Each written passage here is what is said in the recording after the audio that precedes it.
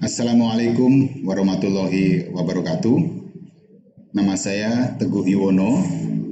Saya berasal dari Sekolah Tinggi Ilmu Ekonomi Insan Pembangunan Bitung, Tangerang. Pada kesempatan hari ini, saya akan menerangkan mengenai rencana pembelajaran semester untuk mata kuliah yang saya ampu, yaitu ekspor impor.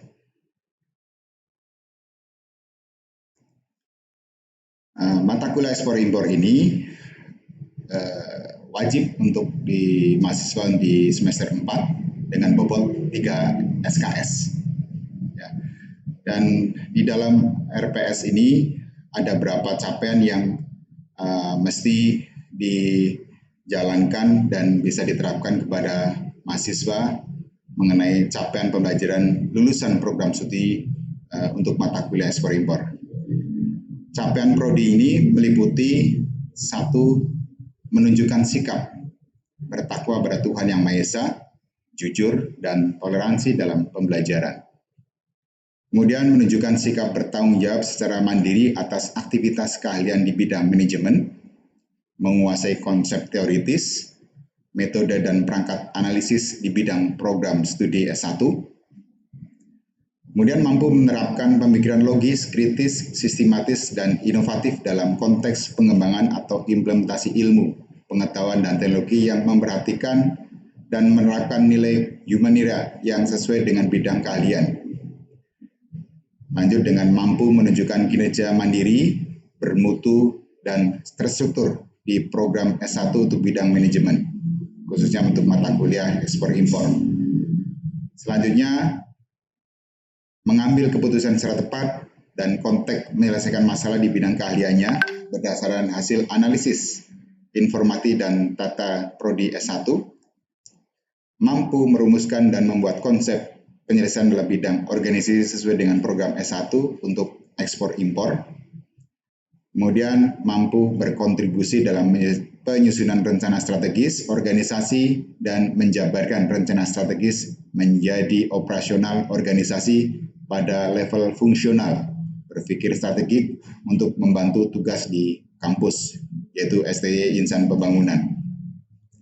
Dan yang terakhir, mampu mengambil keputusan manajerial yang tepat di berbagai tipe organisasi pada tingkat operasional berdasarkan analisis data dan informasi pada fungsi organisasi bidang S1 untuk mata kuliah ekspor impor.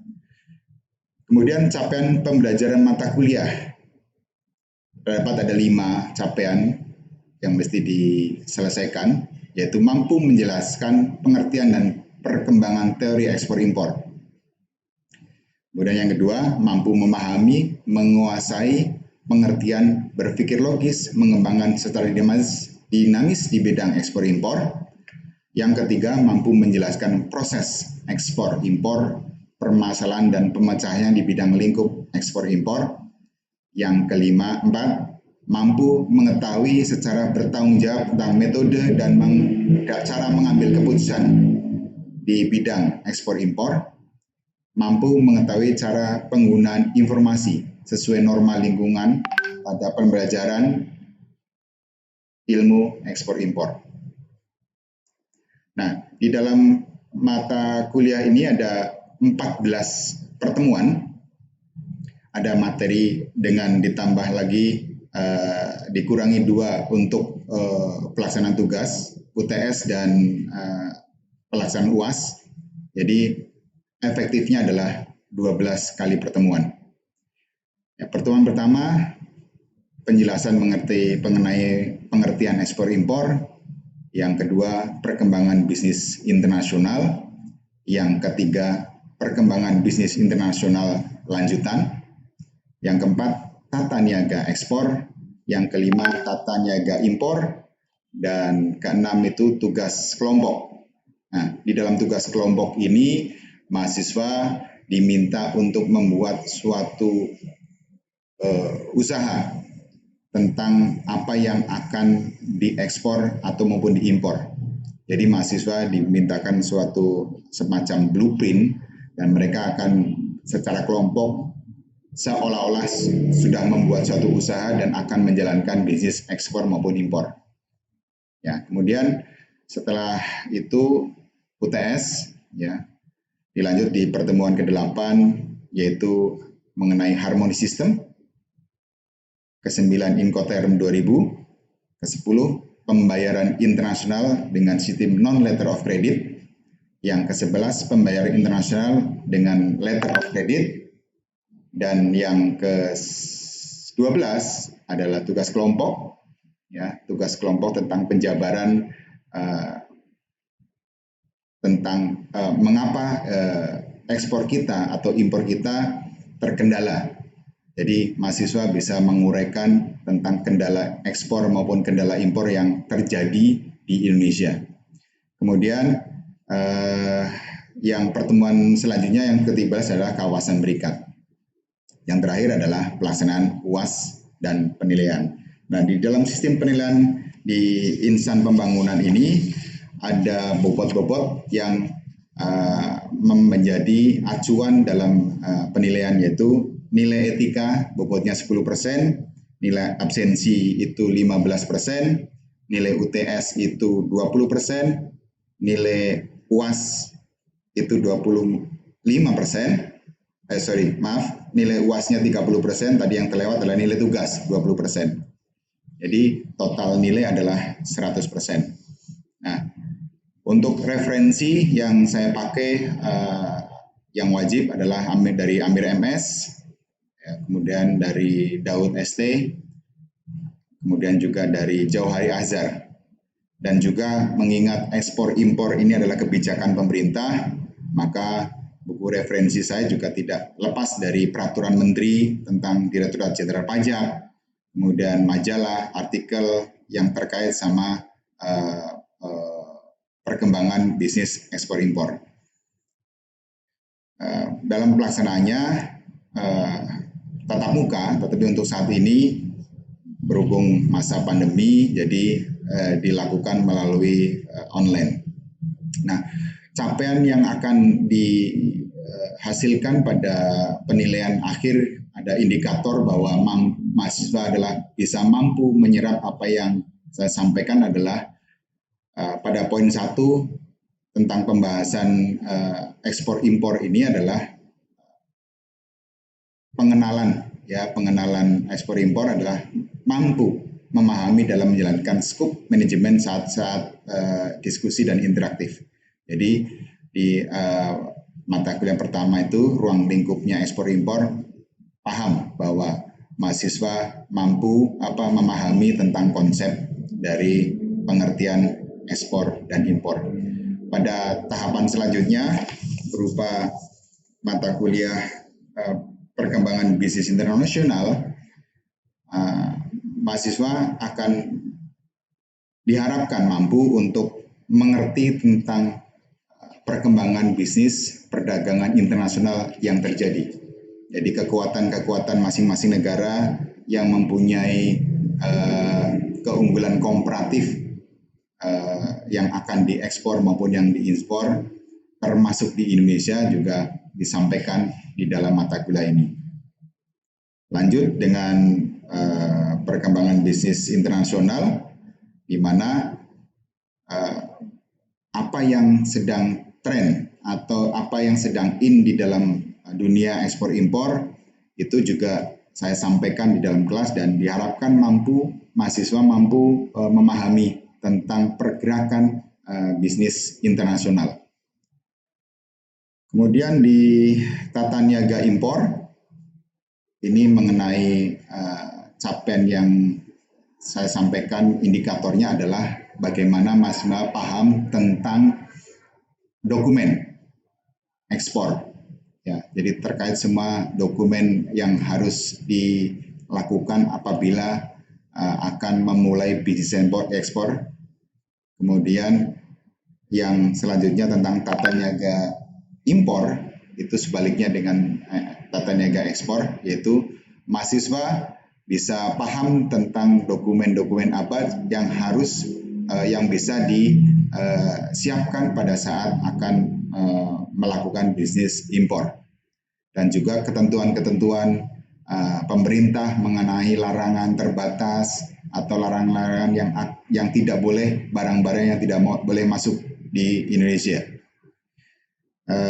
Selanjutnya adalah pertemuan ke-6 tentang tugas kelompok, tadi sudah disampaikan di awal, dan lanjut ke materi di harmony system. Ya, harmony system ini adalah mahasiswa mampu untuk memahami tentang penomoran bahwa semua barang yang ada di dunia ekspor impor semuanya ada nomornya, sehingga akan menghindari terjadinya bias untuk penomoran ataupun penamaan, dan ini juga akan berakibat kepada tarif pajak yang akan dikenakan di barang tersebut. Kemudian capaian pembelajaran untuk pertemuan ke-9 yaitu Incoterm, yaitu mahasiswa mampu untuk memahami istilah-istilah yang ada di dunia ekspor impor. Ya, istilah-istilah ini terkait nanti sistem pembayarannya. Kemudian lanjut di pembayaran internasional. Ya, pembayaran nasional itu ada dua sistem mengenai pembayaran internasional, yaitu satu mengenai letter of credit dan non letter of credit. Di mana sistem pembayaran internasional ini juga wajib diketahui oleh mahasiswa sebelum nantinya akan melakukan transaksi ekspor impor, dan tertuang juga di dalam sales contract. Dan yang terakhir mengenai kawasan berikat. Di kawasan berikat ini indikator yang sebagai pembelajar di mahasiswa itu mampu memahami tentang fasilitas pemerintah kepada perusahaan yang mempunyai izin kawasan berikat berupa keringanan pajak atas barang impor. Demikian penjelasan saya mengenai rencana pembelajaran ekspor impor yang akan diterapkan di semester 4 untuk mahasiswa Sekolah Tinggi Ilmu Ekonomi Insan Pembangunan. Terima kasih atas perhatiannya. Salam sehat buat kita semuanya. Assalamualaikum warahmatullahi wabarakatuh. Baik, yang baru join, Bismillahirrahmanirrahim. Assalamualaikum warahmatullahi wabarakatuh. Mudah-mudahan teman-teman semuanya sehat malam ini. Kita lanjut untuk mata kuliah selanjutnya berupa pembayaran internasional, ya. Materi selanjutnya berupa pembayaran internasional. Kita lihat slide sebentar. Bagaimana sih mekanisme yang dijalankan pada saat terjadi transaksi ekspor impor dilihat dari sistem pembayarannya. Jadi pembayaran internasional ini salah satu syarat juga yang akan dituangkan di dalam sales contract. Sales contract itu pada saat terjadi kesepakatan, maka kedua belah pihak, baik eksportir maupun importir, akan menuangkan di dalam perjanjian. Kalau perjanjian ekspor impor namanya sales contract. Di dalam sales contract itu disebutkan bahwa kapan mulai dilakukan pengiriman, jenis barangnya berapa gram, warnanya apa, misalnya kalau sepatu beratnya berapa gram. Nah, juga disebutkan juga sistem pembayarannya. Nah, ada dua syarat sistem pembayaran di dalam internasional, ada non letter of credit dan letter of credit. Malam ini kita akan bahas tentang non letter of credit. Jadi salah satu syarat pembayaran internasional yang akan kita bahas di malam hari ini. Baik, ini adalah flow tentang arus barang, arus uang, dan arus dokumen. Ya, kalau kita lihat di sini, kalau misalnya ini importir adalah orang Korea, kita di Indonesia akan mengekspor sepatu. Apa yang disiapkan sama kita di Indonesia adalah satu dokumen, invoice, packing list, berat jenisnya berapa, BL, bukti pengiriman barang dari pelayaran. Dokumen-dokumen ini kita serahkan ke importir, orang yang membeli sepatu kita dari Korea. Nah, dokumen diserahkan, dikirim tentunya tidak melalui kapal, tidak melalui pengiriman barang, tetapi melalui media lain, bisa lewat pesawat atau bisa media lain yang lebih cepat dari pengiriman kapalnya. Begitu barangnya dikirim, dokumen dikirim, maka dikirim juga arus barang ya lewat pelabuhan loading, port of loading sampai ke destination port atau pelabuhan yang dituju. Kemudian apa yang dilakukan Korea inilah arus uang, jadi langsung membayar pembayarannya. Ini secara global saja ya sistem pembayarannya begitu.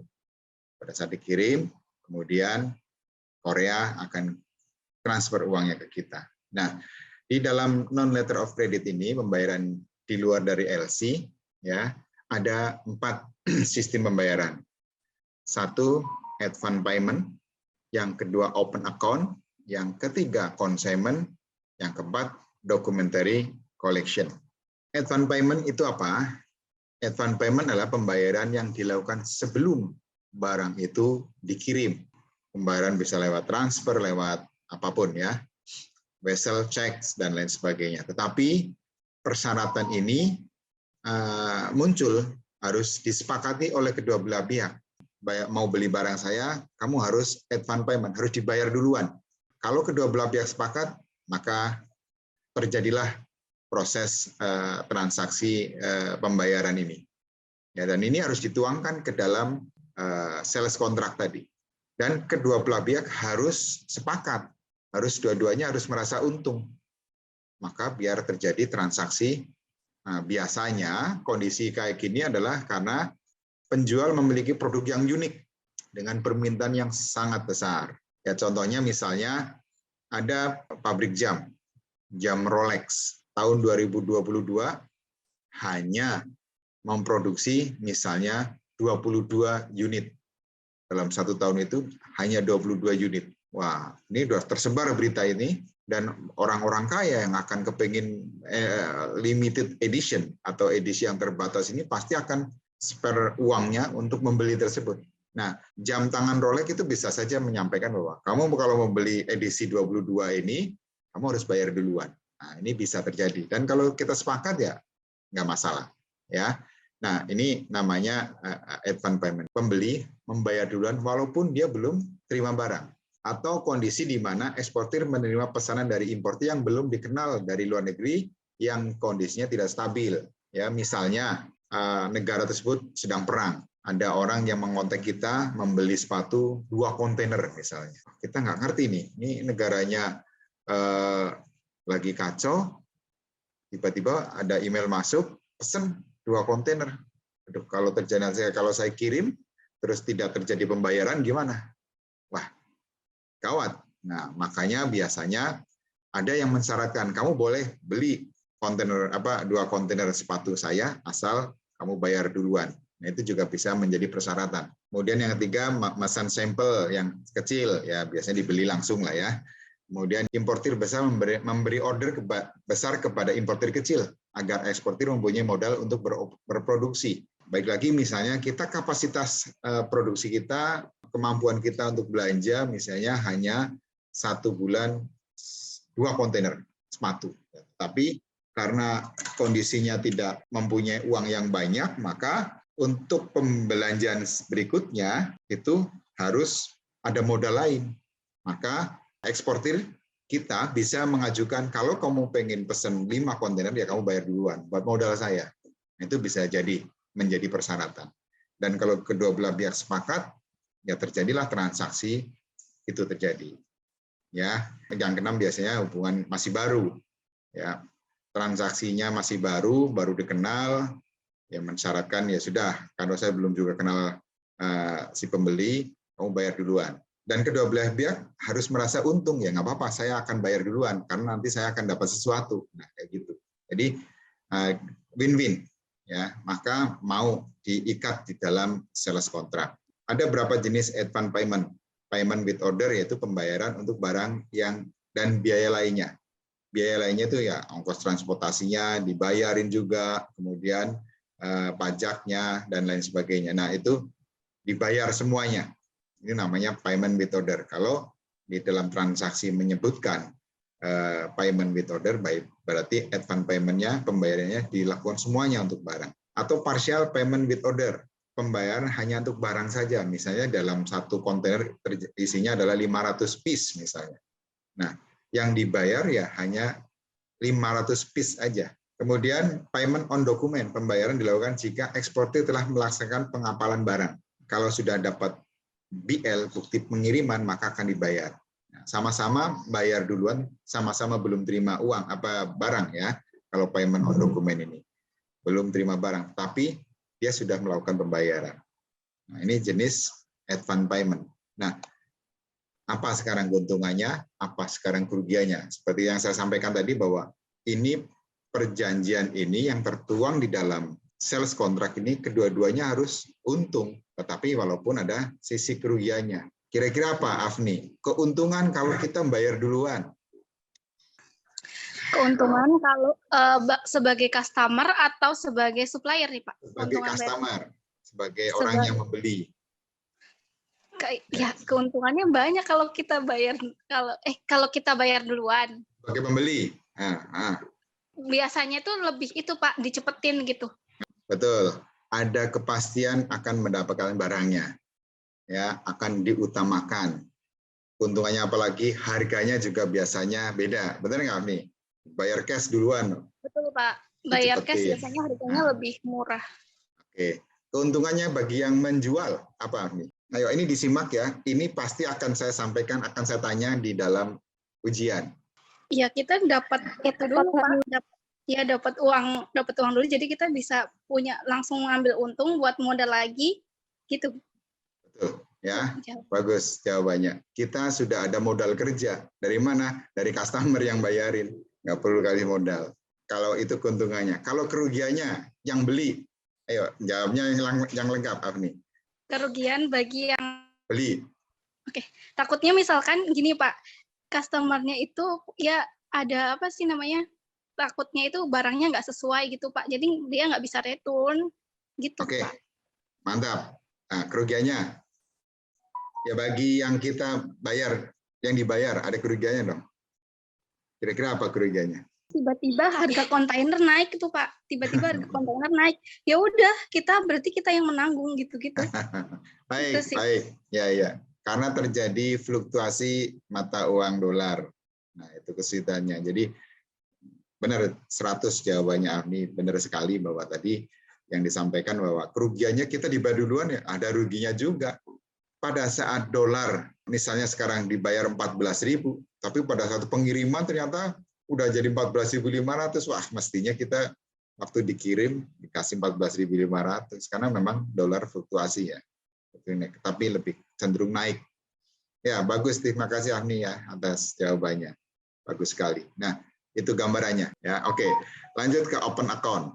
Open account ini pembayaran dilakukan pada waktu tertentu setelah barang dikirim. Di dalam dunia ekspor impor, sistem open account juga ada. Kalau misalnya ini gambarannya, Ayu misalnya, Ayu di kampus jualan jilbab misalnya. Kamu beli jilbab saya dong. Ya, tapi nanti bayarnya habis gajian ya tanggal 30. Padahal sekarang baru tanggal 1. Wah, sebulan nih. Nah, itu namanya open account. Pembayaran dilakukan untuk periode waktu tertentu setelah barang dikirim. Jadi udah terima barangnya, bayarnya nanti.